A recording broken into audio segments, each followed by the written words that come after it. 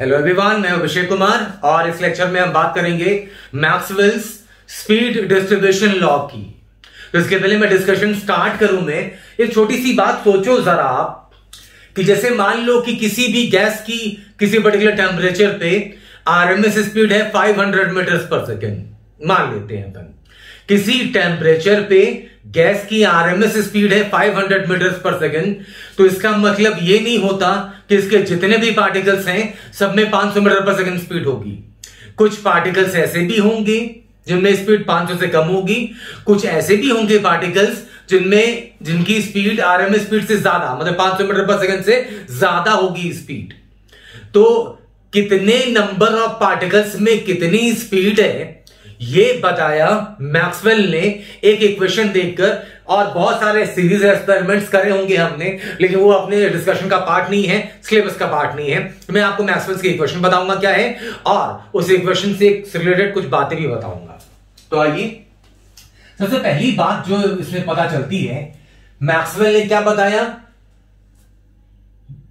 He gave distribution of particles, he gave distribution of particles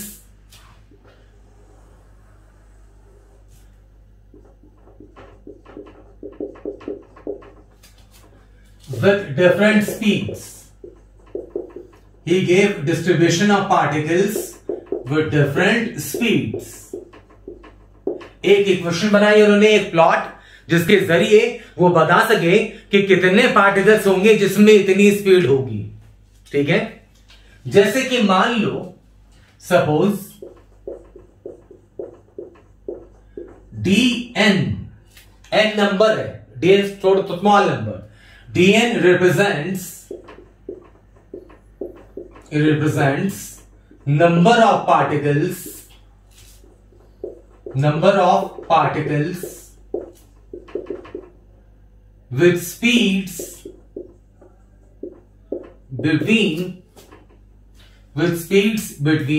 v and v plus dv। ध्यान देना जरा, dn मान लो total number of particles हैं जिनकी speed v और v plus dv के बीच में है।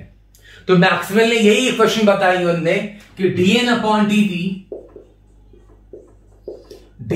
dv इज इक्वल टू होगा 4 pi n m upon 2 pi K T की power 3/2 v square e to the power minus mv square upon 2 K T. ध्यान दे जरा, अब इतना कॉम्प्लिकेटेड है ये फॉर्मूला जो लग रहा है आपको देख करके, इसके डेरिवेशन डिस्कशन का पार्ट नहीं है, इसलिए उस पर आप दिमाग खर्च ना करें, उस पर कोई प्रेशराइज ना हो। अगर ये फॉर्मूला याद होता है तो बढ़िया, डायरेक्ट ये पूछें, इसकी पॉसिबिलिटी थोड़ी सी कम है। तो मैं स्टाइल मारने के लिए लिख दिया यहां पे कि मुझे याद है, लेकिन हो सकता है कि फॉर्मूला वो ना पूछे। अगर आपको याद ना भी हो तो परेशान ना हो। ये है number of particles with speed dv, dn upon dv, ये है यहां से, ये उन्होंने फॉर्मूला डिराइव करा और इसका प्लॉट उनने ये दिया। dn अपॉन dv को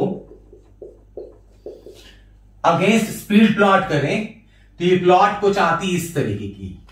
ध्यान देना, ये प्लॉट का पीक पॉइंट है, dn अपॉन dv मैक्सिमम यहां पे है, मतलब कि सबसे ज्यादा स्पीड के साथ जो पार्टिकल होंगे, मतलब सबसे ज्यादा पार्टिकल्स जिस स्पीड के साथ होंगे वो यहां पे मिलेगा आपको। dn अपॉन dv मैक्सिमम है, dn अपॉन dv जो है जिस स्पीड के लिए मैक्सिमम है उसे बोलते हैं मोस्ट प्रोबेबल स्पीड, इसे बोलते हैं मोस्ट प्रोबेबल स्पीड। अब एक कुछ फॉर्मूला सेगमेंट है, फॉर्मूला टाइप की बातें होंगी भी यहां पे, लेकिन एग्जाम के लिए बहुत इंपॉर्टेंट है, बहुत बार पूछा है उन्होंने, तो रिजल्ट जो आएगा उसे याद रखेंगे आप। तो देखो क्या क्या हमें पता चला। पहली बात कि हर पार्टिकल गैस सैंपल के अंदर हर पार्टिकल आरएमएस स्पीड से चले जरूरी नहीं है, पार्टिकल्स आरएमएस से ज्यादा या कम से भी चल सकती है। मैक्सवेल ने डिस्ट्रीब्यूशन बताया कि कितने पार्टिकल्स हैं जो उस पर्टिकुलर स्पीड के साथ चल रहे होंगे, है ना।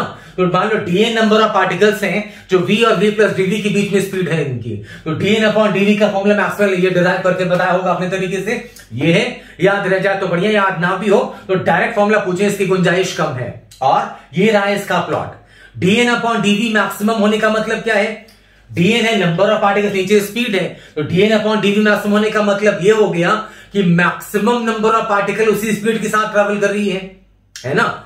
dn अपॉन dv मैक्सिमम होगा मतलब dn ज्यादा होगा तभी तो dn अपॉन dv मैक्सिमम होने का मतलब है, फिर से बोल रहा हूं, मैंने ये लिखा नहीं, आप चाहे तो आप शब्दों में लिख सकते हैं वहां पे, dn अपॉन dv मैक्सिमम होने का मतलब ये रहा कि ज्यादा से ज्यादा पार्टिकल उसी स्पीड से चल रहे होंगे, और जिस स्पीड से चल रहे होंगे पार्टिकल, जहां पे dn अपॉन dv मैक्सिमम है, उस स्पीड को क्या बोलते हैं अपन, most probable speed, VMP short form है। तो मोस्ट प्रोबेबल स्पीड का फॉर्मूला है √2p बाई रो। क्लियर है पॉइंट ये? अब ध्यान दें,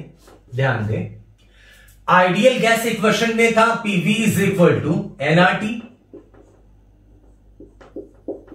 PVN हो क्या हुआ, नंबर ऑफ मोल्स, तो नंबर ऑफ मोल्स कैसे निकालते हैं अपन, मास अपॉन मॉलिक्यूलर मास, तो mass of gas by molecular mass of gas, ये हो गया नंबर ऑफ मोल्स। तो P इज इक्वल टू आ गया, यहां से ध्यान देना, V इधर कर दूं तो M बाई V, ये आ गया RT by M not. M not क्या बोल रहा हूं मैं, molecular mass, mass by volume क्या आ गया, डेंसिटी, तो P इज इक्वल टू आ गया रो RT बाई M, और P by rho is equal to लिख सकते हैं आप RT बाई M नॉट, लिख दूं मैं, M नॉट लिखा है ना मैंने, M not, P by rho is equal to लिख सकते हैं under RT by M not. तो यहां से मोस्ट प्रोबेबल स्पीड का फॉर्मूला यहां से एक और मिल गया, √2p बाई रो है तो √2, और p बाई रो की वैल्यू उठा के रख दोगे तो आएगा 2RT बाई M नॉट। ये सिमिलरली RMS स्पीड की वैल्यू क्या थी, कार्नेटिक थ्योरम बेसिस निकाला था हमने, √3p बाई रो, और p बाई रो को RT बाई M नॉट लिख सकते हैं, तो RMS स्पीड का फॉर्मूला क्या आ गया, √3RT बाई M, टेम्परेचर के टर्म्स में भी लिख सकते हैं ऐसे आप ये।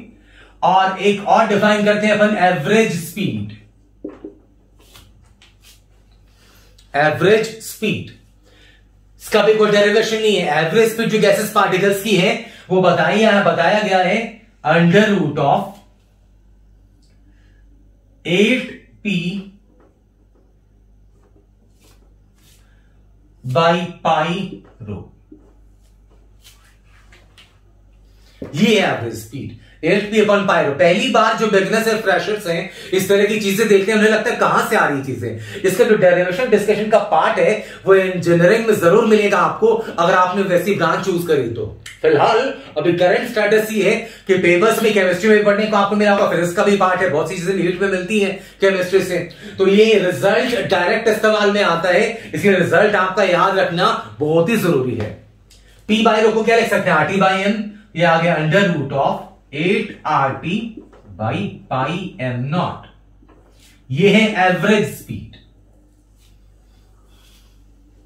बहुत बार जेईई नीट के पेपर्स में ऐसा पूछा उन्होंने कि 2 गैस सैंपल्स दे दिए, हीलियम दे दिया, ऑक्सीजन दे दिया, कुछ ऐसा, और बोल रहे हैं कि RMS स्पीड कंपेयर करो, एवरेज स्पीड कंपेयर करो, तो कोई भी स्पीड कंपेयर कर सकते हैं आप, मॉलिक्यूलर वेट मालूम होना चाहिए, टेम्परेचर, दो ही बातों पर डिपेंडेंट है वो, R और M नॉट तो कांस्टेंट है, R और M नॉट क्या है, मॉलिक्यूलर वेट है गैस का, तो मॉलिक्यूलर वेट कांस्टेंट है, अगर 2 गैस सैंपल्स होंगे तो मॉलिक्यूलर वेट पे भी डिपेंड करने लग जाएगी इसकी स्पीड। इनफैक्ट अगर इन तीनों के कंपैरिजन की बात करें, एक गैस सैंपल के लिए for a gas VRMS is greater than V average is greater than V most probable. किसी भी गैस की RMS स्पीड ज्यादा होगी उसके एवरेज स्पीड से, और वो ज्यादा होगी मोस्ट प्रोबेबल से। तो ये कंपैरिजन बहुत बार जेईई के पेपर से पूछा है, इसलिए ये बहुत ज्यादा इंपॉर्टेंट है। अब जरा ध्यान दीजिए, तो स्पीड की जगह करी थोड़ी सी हमने, और क्या मिलता है, इस ग्राफ का एरिया क्या देगा, ध्यान दो, area under Maxwell's curve. Area क्या लिखते हैं? एक्स एक्सिस के साथ एरिया क्या होता है? इंटीग्रेशन वाई डी एक्स, यही होता है ना। तो वाई एक्सिस पे क्या प्लॉट किया हमने? dn upon dv। तो y की जगह पे dn upon dv। X axis पे क्या प्लॉट किया हमने? Speed v। तो वहां dx है तो लिख सकता हूं मैं dv। ध्यान से देखना क्या बोला मैंने। एक्स एक्सिस के साथ कोई भी कर्व जो एरिया बनाती है उसका फॉर्मूला है इंटीग्रेशन वाई डी एक्स। तो y की जगह dn अपॉन dv और dx लिखना है तो x पर मैंने v लिखा है तो dx चाहिए तो dv लिख दिया। तो dv dv कैंसिल, dn का इंटीग्रेशन क्या आ गया? n, मतलब total number of particles. Total number of particles, Maxwell's curve के अंदर का एरिया आपको टोटल नंबर ऑफ पार्टिकल्स देगा। तो ये थी कहानी मैक्सवेल स्पीड डिस्ट्रीब्यूशन लॉ की। छोटा सा टॉपिक था, यहां मोस्ट प्रोबेबल स्पीड का इंट्रोडक्शन मिला। यहां आपको पता चला कि कर्व के अंदर का area total number of particle देता है और number of particles with certain speed अगर चाहिए तो मैक्सवेल का जो फॉर्मूला है ये भी इक्वली इंपॉर्टेंट है।